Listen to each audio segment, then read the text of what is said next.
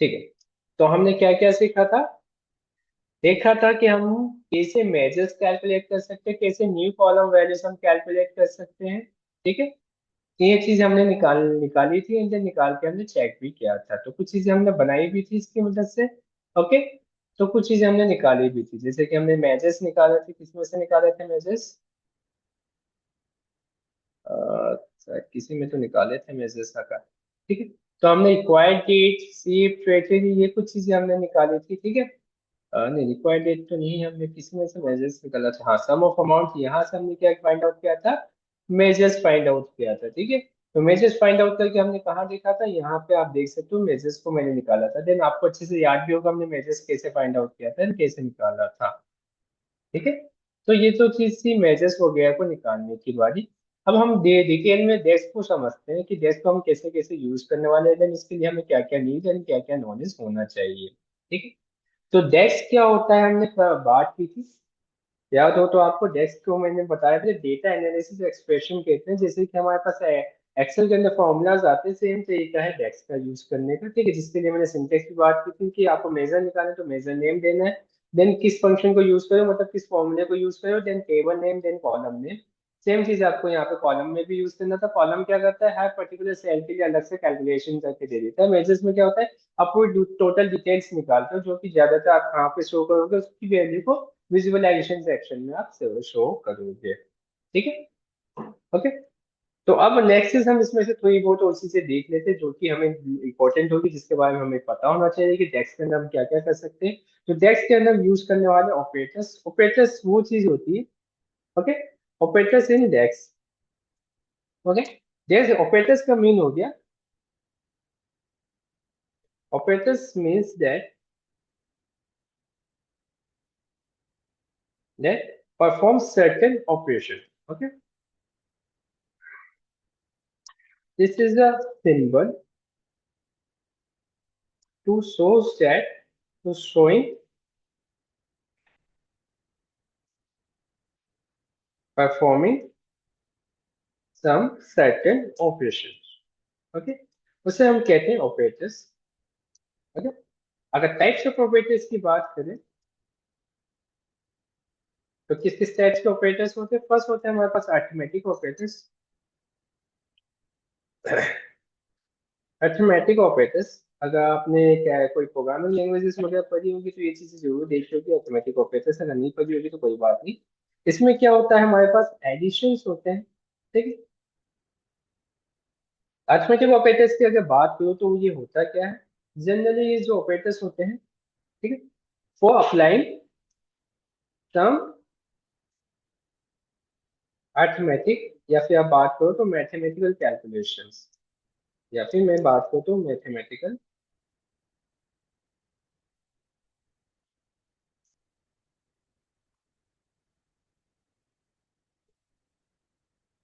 Calculation. इसके अंदर क्या क्या आता है? इसके अंदर आता है आपके पास एडिशन।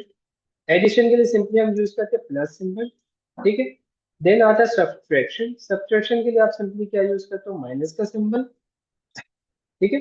एंड देन आता है आपका मल्टीप्लीकेशन,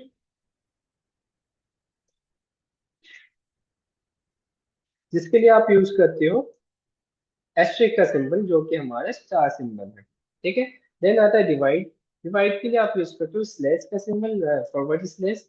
आप ये यूज करते हो, ये डिवाइड के लिए यूज होता है। ठीक है। तो ये जो ऑपरेशंस होते हैं ये अरिथमेटिक ऑपरेटर्स कहलाते हैं। इसका क्या कैसे करेंगे हम एग्जांपल के फॉर्म में देख लेते हैं। ठीक है। तो हम क्या करते हैं, यहाँ पे आ जाते हैं, जहाँ पे हमारे पास दो वैल्यूज एक साथ हो, जिसके अंदर मैं ये चीज अप्लाई कर सकूं, उसके बारे में हम बात करते हैं। ठीक है। जैसे कि हमारे पास ऑर्डर टेबल्स है, ऑर्डर टेबल्स में देखोगे तो हमारे पास कई सारे ऑप्शंस आते हैं, जैसे कि प्राइस पर ईच आ रहा है, ऑर्डर क्वांटिटीज आती है, प्रोडक्ट बाय प्राइस आ गया, मार्जिन आ गया, देन प्रॉफिट आ गया। ठीक है। अगर मुझे product by price plus margin करना है, ठीक है, इन दोनों को मुझे ऐड करना है। ठीक है। तो मैं क्या कर सकता हूँ? उसे तो इनका प्राइस पर ईच यहाँ पे आ रहा है, फिर भी मैं इसे अप्लाई करके देखना चाहता हूँ कि कैसे कर सकता हूँ। मैंने new column, sorry new table नहीं लेना था, मुझे न्यू कॉलम पे क्लिक करना था, मैंने प्लस ले लिया, क्लोज कर देता हूँ। ठीक है। और डिटेल्स पे वापस आ जाता हूँ मैं, एंड देन यहाँ पे मैं यूज कर रहा हूँ न्यू कॉलम, ठीक है। मैंने न्यू कॉलम पे क्लिक किया। ओके, न्यू कॉलम पे क्लिक किया। कॉलम का भी नेम मैं नहीं दे रहा, मैं जस्ट ऑपरेटर समझाने की कोशिश करूंगा कि मैं ऑपरेटर्स कैसे यूज कर सकता हूँ। तो इसके अंदर मैंने क्या दिया, ऑर्डर डिटेल्स में से मैंने ये चीज यूज की, ठीक है। ऑर्डर डिटेल्स में मुझे क्या चाहिए था, मार्जिन। एंड देन इसके अंदर मैं क्या चाहता हूँ, प्लस ऑपरेटर मैंने यहाँ पे सिंपली यूज किया। देन प्लस मैंने क्या किया, प्रोडक्ट्स डॉट बाय प्राइस, ठीक है। तो ऑर्डर डिटेल्स के अंदर ही मैंने ये चीज यूज किया, ठीक है।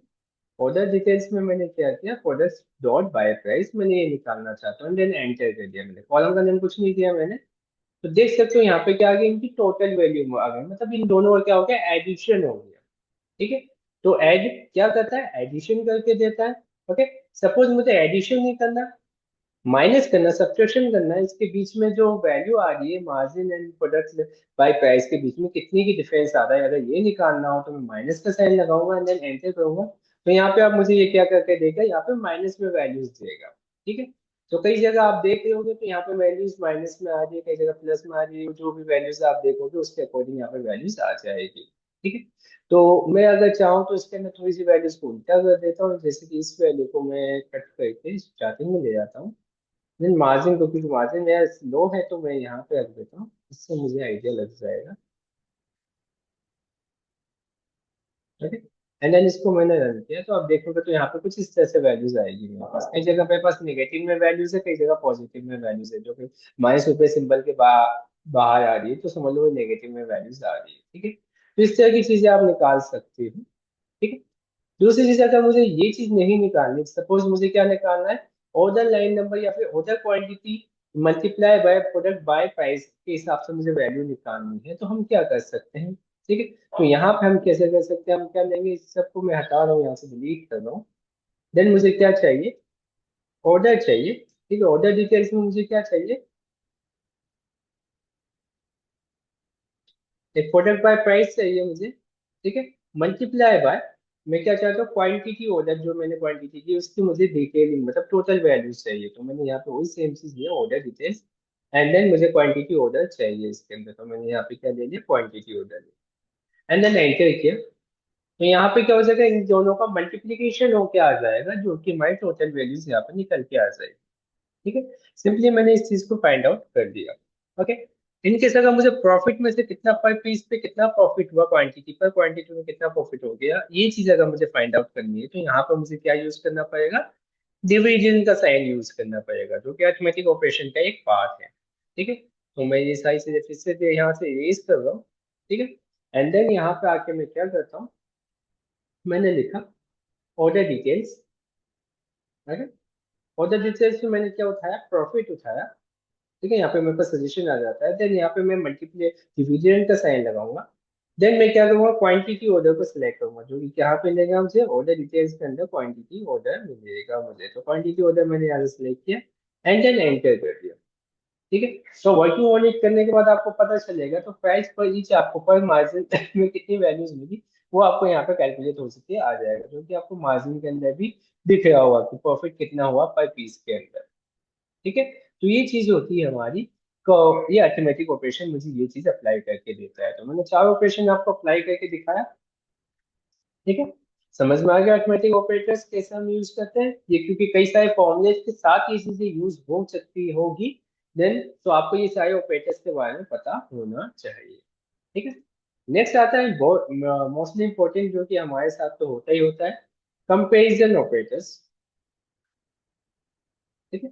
Comparison operator, this is use for compare two और मोर थिंग, ठीक है। दो और दो चीज से ज्यादा चीजों को कंपेयर करने के लिए हम यूज करते हैं comparison operator, and give the answer in form of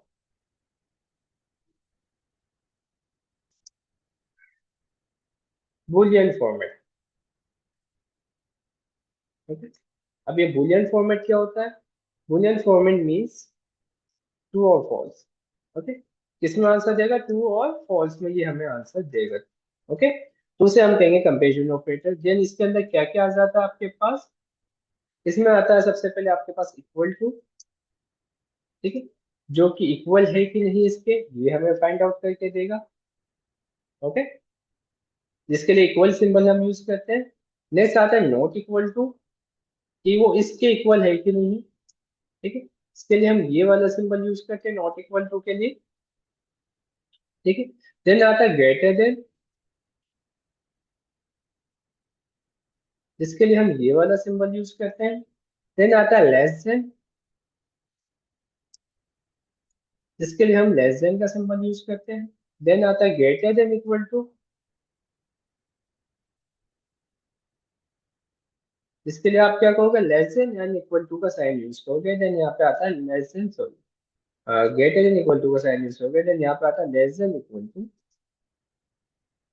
ठीक है, जिसके अंदर आप लेस देन और इक्वल टू दोनों का साइन एक साथ यूज करोगे। ठीक है, तो ये चीज हमारे पास आती है कंपैरिजन ऑपरेटर्स के नाम से। ठीक है, इसमें हम कंपैरिजन करते हैं दो वैल्यूज के बीच में, जिसका आंसर हमें किसमें मिलता है, ट्रू एंड फॉल्स में। अगर मैं यहाँ पे एग्जांपल दे दूं, जो कि हम यहाँ पे कर रहे थे, तो हम ये चीज देख सकते हैं। सपोज मैं यहाँ पे क्या करता हूँ, एक वैल्यू ले लेता हूँ जैसे कि ऑर्डर क्वांटिटी, एंड देन क्या करता हूँ मैं, एक इसको यहाँ से रिमूव कर दिया मैंने। ठीक है, एंड इसको इक्वल कर दिया मैंने। एक काम करना है, इसके आगे आप है ना कर्ली ब्रैकेट लगा देना, ज्यादा बेहतर रहेगा। ओके, एंड देन इसको इक्वल कर दिया मैंने किसके, सपोज मैंने इसको इक्वल कर दिया 21 के, या फिर सपोज कोई एक वैल्यूज के हम इक्वल कर देते हैं। ठीक है, एंड देन एंटर करते हैं, तो अब मेरे पास देख तो आंसर किस फॉर्म में आएगा, फॉल्स फॉल्स ट्रू। आप देखो ट्रू एंड फॉल्स के फॉर्म में मुझे ये आंसर देगा है हमेशा। ठीक है, अगर मैं यहाँ पे नॉट इक्वल का साइन यूज करता हूँ, ठीक है, एंड देन एंटर करता हूँ, तो यहाँ पे क्या होगा, देख सकते हो जहां जहां ये नॉट इक्वल है वो ट्रू आ जाए, जहां पे इक्वल है वहां पे क्या आया, फॉल्स आया, जहां पे इसकी वैल्यू 21 है। ठीक है, अगर इनकेस मैं इसे लेस देन कर देता हूँ, ठीक है, लेस देन 21 कर रहा हूँ मैं, यहाँ पे यूज कर रहा हूँ 21, देन मैंने एंटर किया, तो अब क्या होगा, जो लेस देन है 21 से वही वैल्यू आपके पास आएगी। सपोज यहाँ पे सभी फॉल्स है, तो मैं यहाँ पे वैल्यू चेंज कर देता हूँ, यहाँ पे मैं अब 21 ले लेके मैं 30 ले लेता हूँ सपोज। ठीक है, कॉमन वैल्यू जिसमें मुझे ट्रू वैल्यूज भी मिल जाती है। देख सकते हो जो 30 से लेस है उसी की वैल्यू ट्रू है, बाकी सब क्या है, फॉल्स हो चुकी है। अगर मैं यहाँ पे ग्रेटर देन लगा देता हूँ, तो अब क्या होगा, 30 से जो ग्रेटर देन है उसी की वैल्यू आपको ट्रू मिलेगी, बाकी सब क्या मिलेंगे, फॉल्स मिलेंगे। ठीक है, अगर ग्रेटर देन इक्वल टू लगा दिया, तो जहां जहां 30 भी यूज हुआ है उसे भी ये काउंट कर लेगा। ठीक है, तो भी आपको फॉल्स ट्रू मिल जाएगी। जैसे मैंने 31 एक जगह यूज किया है। ठीक है, सपोज मैंने, हाँ 31 मैंने एक जगह यूज किया, तो ये भी मिल जाएगा। देन अगर मैं लेस देन इक्वल टू कर देता हूँ यहाँ पे, तो यहाँ पे 30 से लेस देन एंड इक्वल जो भी वैल्यूज होंगे वो सारे वैल्यूज यहाँ पे काउंट होकर आपको मिल जाएंगे। ठीक है, वो सारे वैल्यूज आपको यहाँ पे ट्रू एंड फॉल्स के फॉर्म में मिल जाएंगे। ओके, इस तरह से हम क्या कर सकते हैं, कंपेरिजन ऑपरेटर का यूज करके दो वैल्यू को आपस में कंपेयर करके देख सकते हैं कि वो इसकी इक्वल है कि नहीं है, कोई भी पर्टिकुलर वैल्यू इक्वल है कि नहीं है। जो ये नहीं कि आप सिर्फ सिंटेक्स में, आप टेक्स्ट में भी ये चीज कर सकते हो। ठीक है, तो टेक्स्ट में भी आप कोई वैल्यू चेक करना चाहते हो, तो उसके अंदर भी आप ये काम कर सकते हो। ठीक है, ये तो हो गई हमारी कंपेरिजन ऑपरेटर की बात। नेक्स्ट हम बात करते हैं लॉजिकल ऑपरेटर्स की। ठीक है, इसमें लॉजिकल ऑपरेटर्स को हम कैसे यूज करेंगे। थर्ड हमारा क्या है, logical operators. Okay, this is mostly use for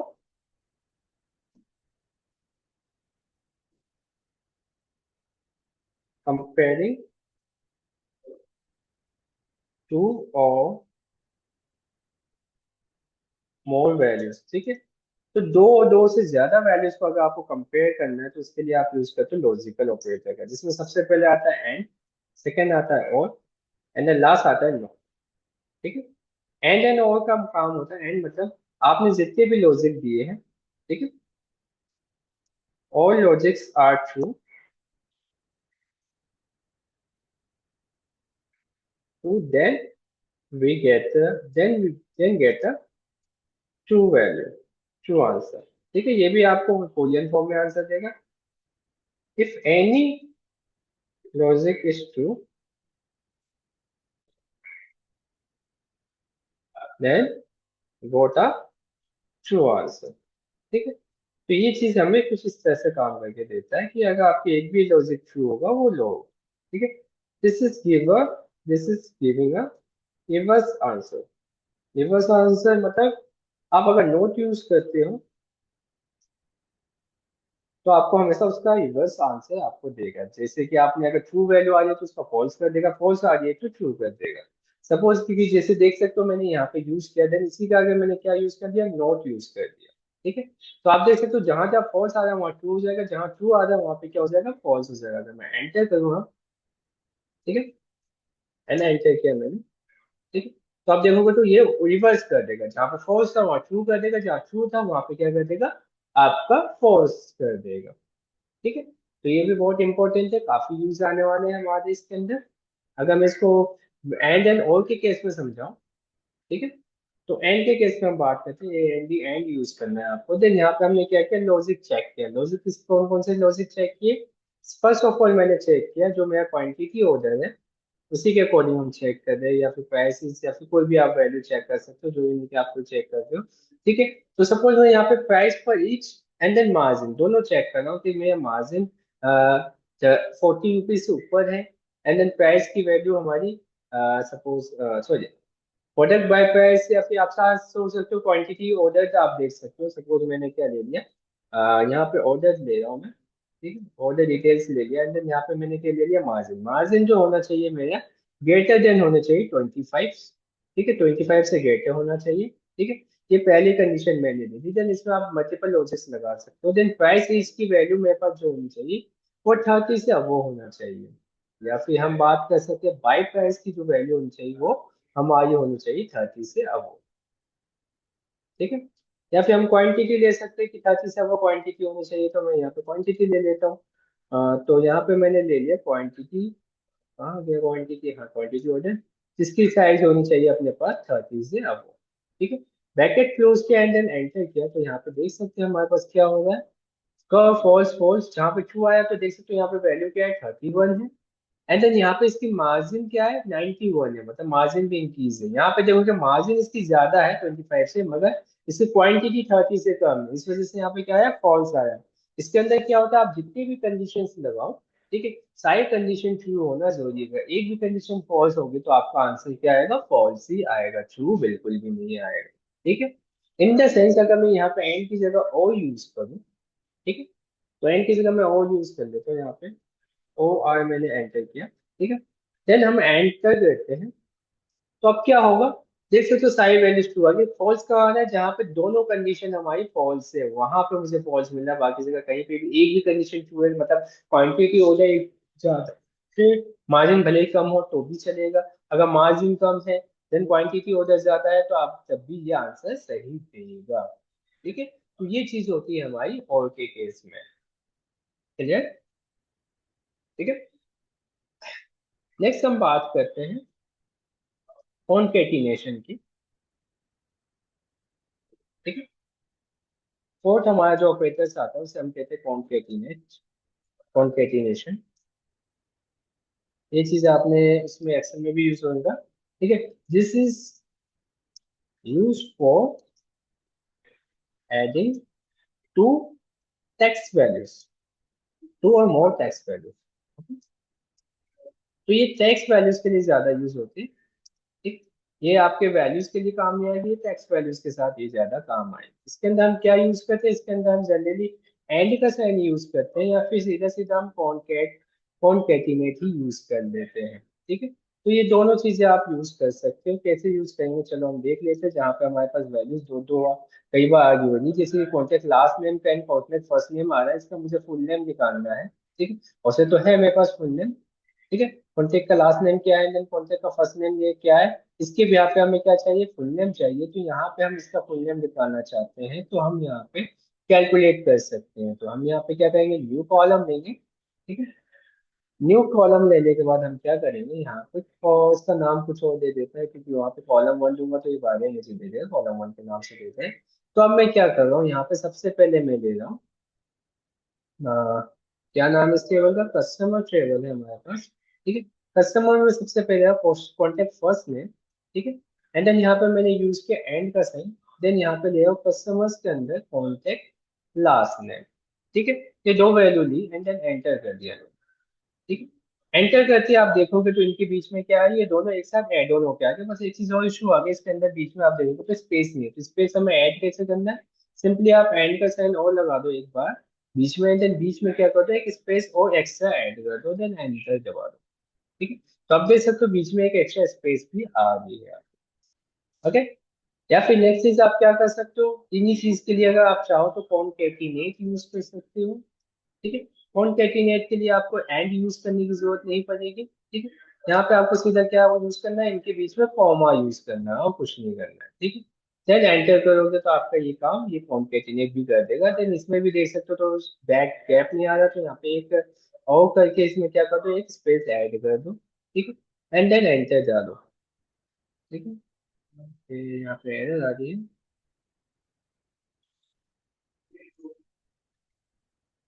okay okay, concatenate में हम यहाँ पे दो वैल्यू से ज्यादा तो ले सकते हैं, फिर इसमें क्या इशू आ रही है।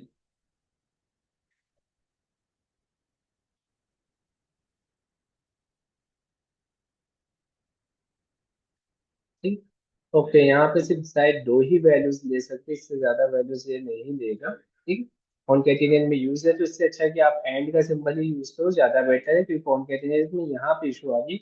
बाकी अगर एक्सेल में देखा जाए तो कॉन्केट में का इशू नहीं आता है, यहाँ क्यों आ रही है पता नहीं।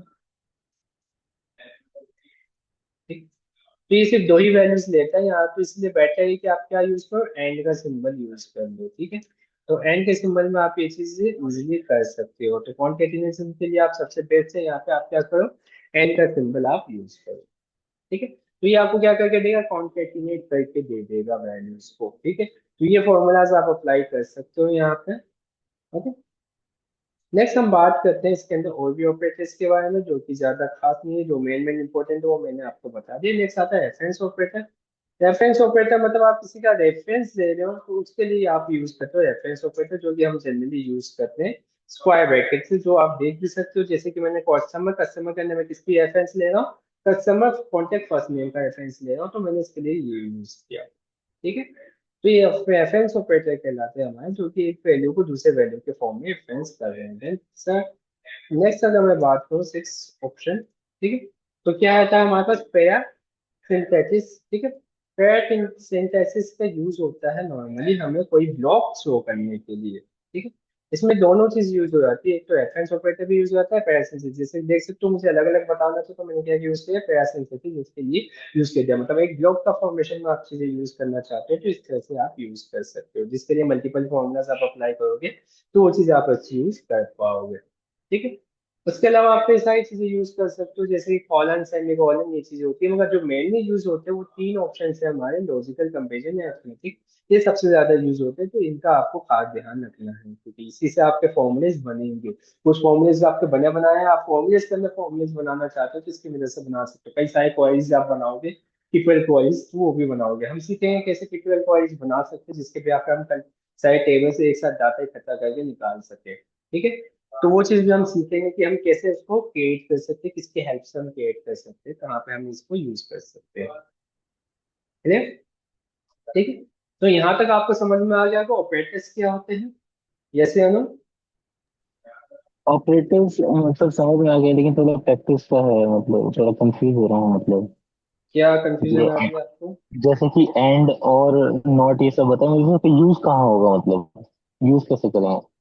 देखो ये चीज मैंने अभी अभी आपको बताया कि जब मल्टीपल वैल्यूज होगी आपके पास, मल्टीपल कंडीशन चेक करनी है। मल्टीपल कंडीशन का सपोज, जैसे कि मैंने अभी अभी आपको एक एग्जांपल दिया था, किसमें दिया था मैंने, ऑर्डर्स के अंदर आपको दिया था कि अगर मुझे quantity and then by price में, चलो एक एग्जांपल करके दिखा देता हूँ मैं आपको इसके बिहाफ पे। ठीक है, जी सर। जैसे ये मेरे पास है। ठीक है, आपको इफ याद है, इफ के अंदर इफ फॉर्मूला आपको अच्छे से याद है?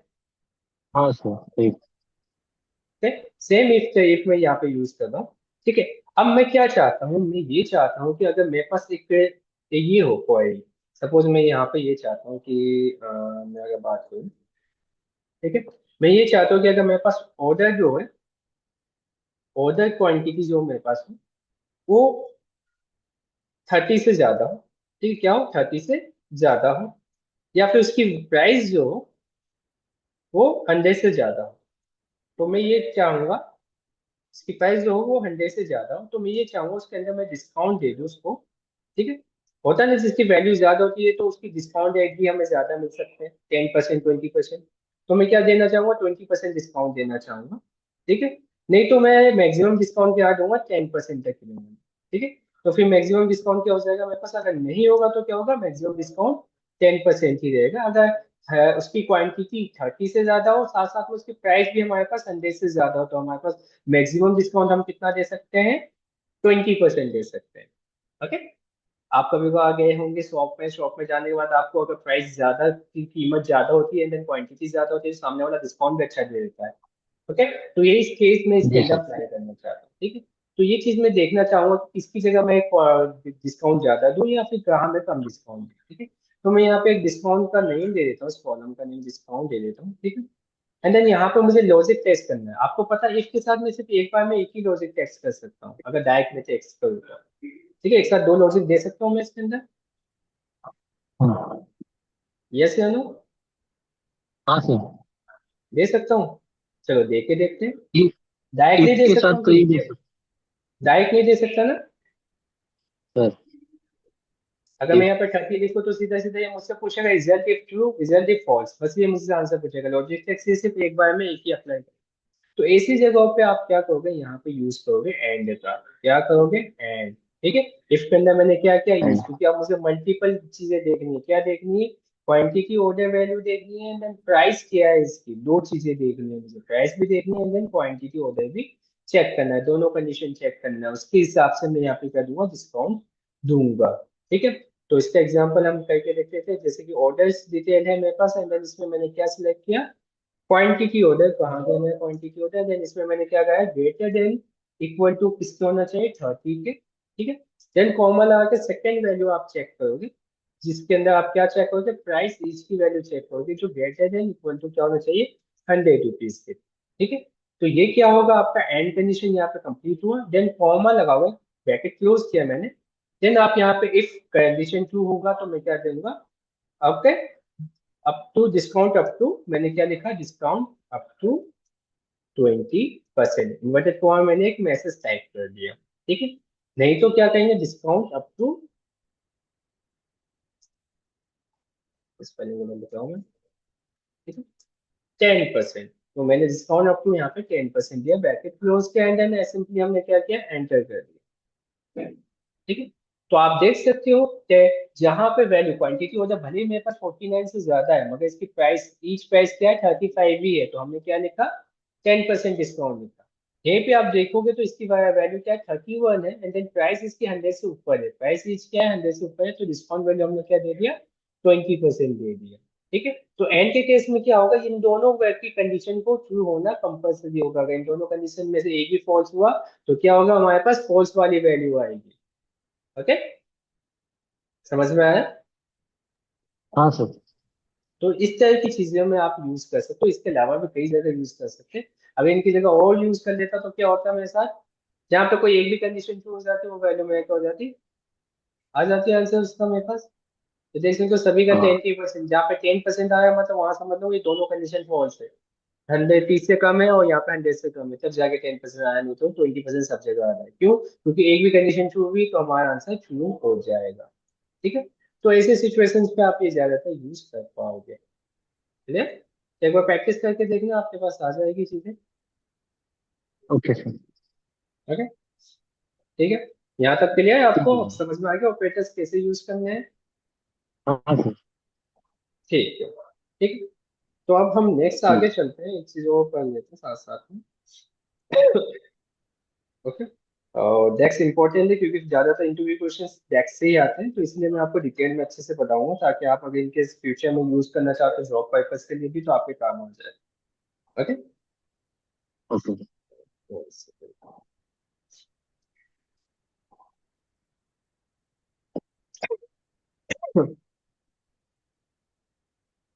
ठीक है।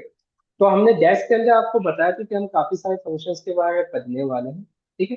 देखिए डेट टाइम, टाइम इंटेलिजेंस, काफी सारे, तो इनमें से आज एक हम और पढ़ेंगे जिसका नाम है इंफॉर्मेशन फंक्शन। ठीक है। तो डेस्क इंफॉर्मेशन फंक्शंस की बात कर लेते हैं।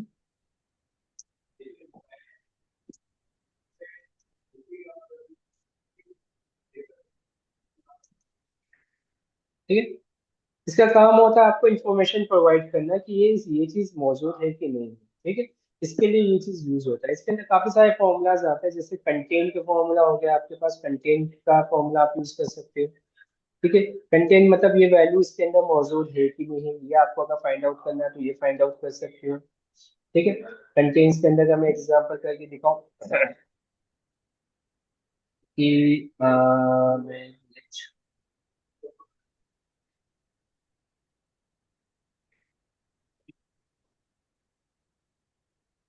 ठीक है, तो अगर इसका मैं सिंटेक्स देखूं कंटेंट का, तो सिंपल सिंटेक्स है। आप क्या कर सकते हो, उसमें सबसे पहले आपको लिखना क्या होता है, कंटेंट्स लिखना होता है। ठीक है, जो कि हम लिखते हैं कंटेंट। ठीक है, एंड देन इसके बाद आपके पास आता है टेबल। आपके पास किस टाइप कौन सी टेबल आपको यूज करनी है। देन फॉर्मल लगा के आपको उसका कॉलम नंबर देना है। ठीक है, कॉलम वैल्यू देनी है। ठीक, कॉलम क्या है उसकी, एंड देन उसकी वैल्यू क्या है, आप क्या वैल्यू उसमें से चेक करना चाहते हो। ऐसे ही आप अगर और भी कॉलम्स की चेक करना चाहते हो तो आप सब में चेक कर सकते हो। सपोज मैं यहाँ पे क्या आता हूँ, फॉर्मूले पे यहाँ पे अप्लाई करके देख लेता हूँ, न्यू में यहाँ पे क्या करता हूँ, एक न्यू कॉलम ले लेता हूँ। ठीक है, मैंने न्यू कॉलम ले लिया। ठीक है, एंड देन यहाँ पे कॉलम का कोई नेम देना चाहो तो दे दूं, मैं अभी कुछ नहीं दे रहा क्योंकि एग्जांपल्स हम मल्टीपल टाइम यूज करने वाले हैं। ठीक है, एंड देन मैं यहाँ पे क्या करना चाहता हूँ, यहाँ पे मैं करना चाहता हूँ सपोज मैं कोई एक वैल्यू चेक करना चाहता हूँ। सपोज मैं आता हूँ एंड देन यहाँ पे मैंने क्या लिखा, कंटेन लिखा। ठीक है, कंटेंट्स लिखा मैंने। ठीक है, कंटेंट्स लिखने के बाद मुझे क्या करना है, कॉलम्स डालने हैं इसके अंदर। कॉलम्स क्या डालने हैं मुझे, किसकी कॉलम्स डालने हैं, ऑर्डर डिटेल्स के कॉलम्स मुझे लगाने हैं। ठीक है, यहाँ पे मेरे पास टेबल नेम आ जाएगा। ठीक है, देन टेबल नेम के साथ हमारे पास यहाँ पे आ जाएगा उसकी वैल्यू। सपोज मुझे यहाँ पे चेक करना है, एक सेकंड मैं क्या देख रहा हूँ, ऑर्डर कोड। ठीक है, ऑर्डर कोड मुझे चेक करना है। देन फॉर्मल लगा के आप क्या करोगे, उसकी वैल्यू दोगे। ठीक है, क्या वैल्यू दोगे,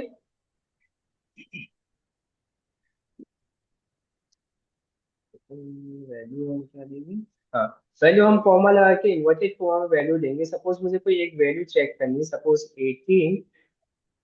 ठीक है, प्रोडक्ट कोड के अंदर, एंड देन मैंने क्या लिया, 31367, ये वैल्यू मुझे क्या करनी है, प्रोडक्ट कोड के अंदर चेक करनी है कि ये कंटेंट इसमें है कि नहीं है मौजूद। बस इतना सा मुझे काम करना है, देन एंटर कर दो आप। ठीक है, तो ये बेसिकली क्या दे देगा, यहाँ पे वैल्यूज फाइंड आउट करके दे देगा कि इसके अंदर ये चीज मौजूद है कि नहीं है, जो कि परफेक्टली देख रही है। सबका यस में क्यों दे दिया इसमें।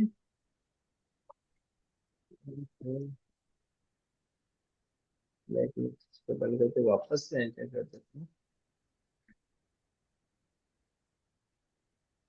कुछ नहीं मिलेगा।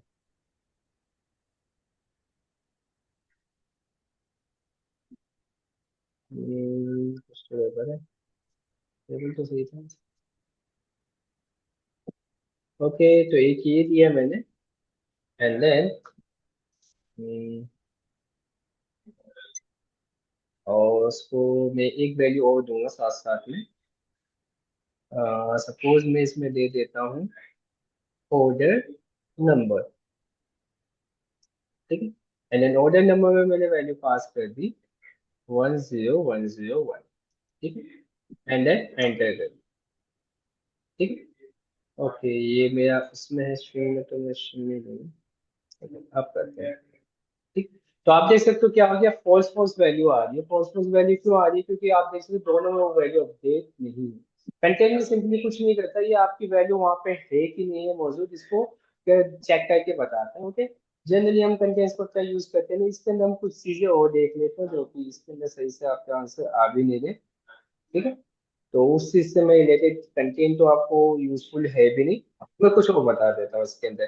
ठीक है, इसके अलावा आप देख सकते हो इसमें अगर आपको चेक करना है कि हमारी जो वैल्यू है वो उसमें कोई ब्लैंक वैल्यू तो नहीं मौजूद है, तो अगर आपको ये चेक करना है तो आप यूज कर सकते हो इस ब्लैंक का फॉर्मूला।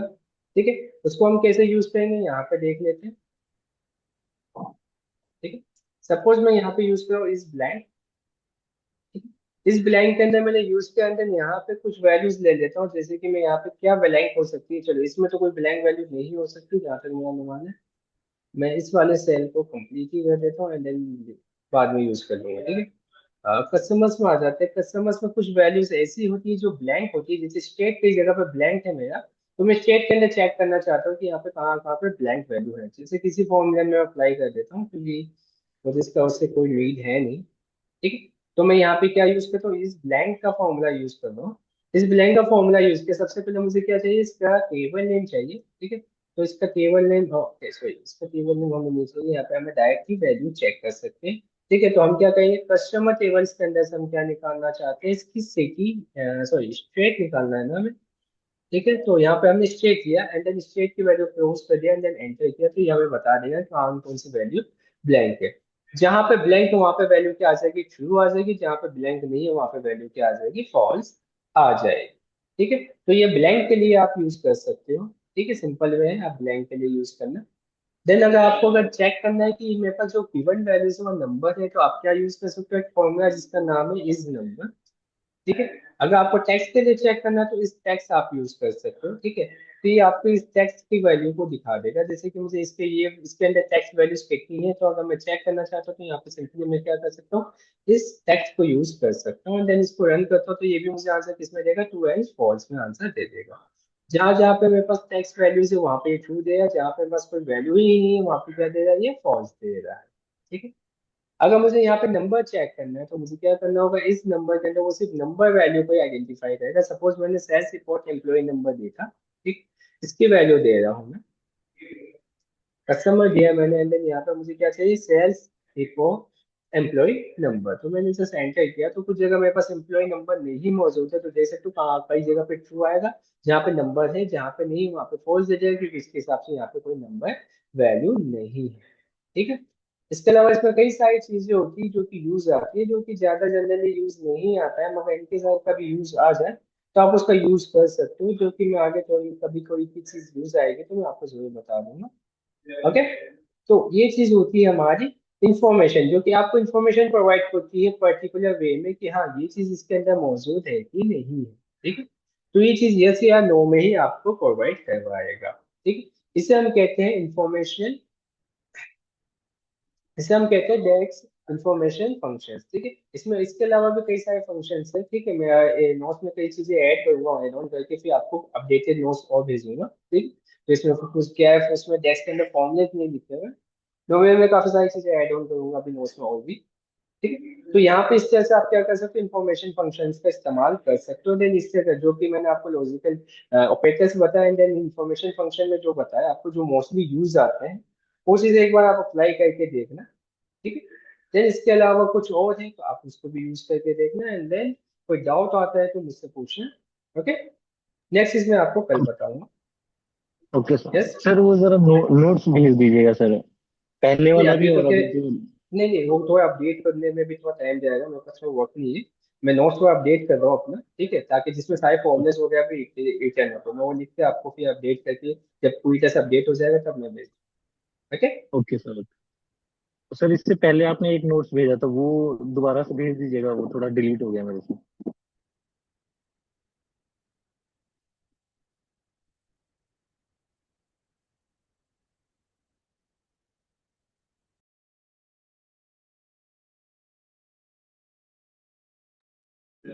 ठीक है, तो मैंने ठीक है, मैं वो वापस से आपको सेंड कर दूंगा। ठीक है, ओके, ओके सर। तो ये देख लेना एंड देन आपके पास रिकॉर्डिंग तो डेली बेसिस पे अपडेट हो ही जाती है, तो आप वो भी रिकॉर्डिंग्स भी देख सकते हैं। ठीक है, okay sir. Okay, and then इसके भी आप प्रैक्टिस भी करते रहना। चलिए, कोई डाउट इसके अलावा? नहीं सर, नहीं। ठीक है, देना इसके लिए इतना ही है। Thank you. ठीक है।